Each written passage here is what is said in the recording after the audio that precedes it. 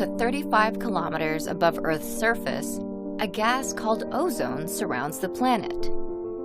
The ozone layer acts as a barrier between Earth and ultraviolet radiation from the sun. However, pollution has caused the ozone layer to thin, exposing life on Earth to dangerous radiation.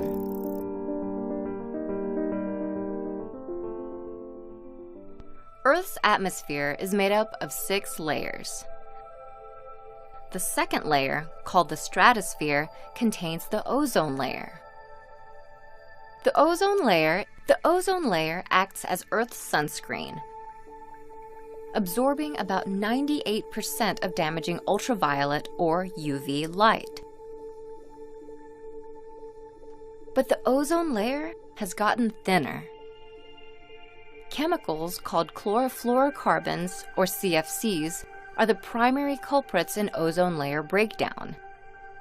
A CFC is a molecule that contains the elements carbon, chlorine, and fluorine.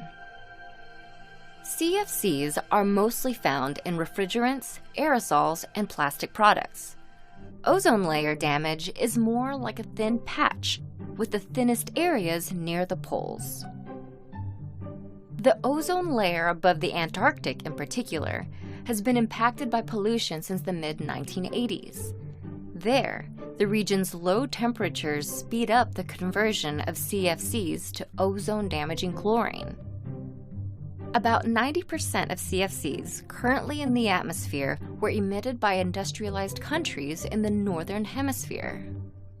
In 1989, the Montreal Protocol banned the production of ozone-depleting substances. Since then, the amount of chlorine and other ozone-depleting elements in the atmosphere have been falling. Scientists estimate that chlorine levels will return to their natural state in about 50 years. By then, the Antarctic ozone hole will shrink to smaller than 8 million square miles.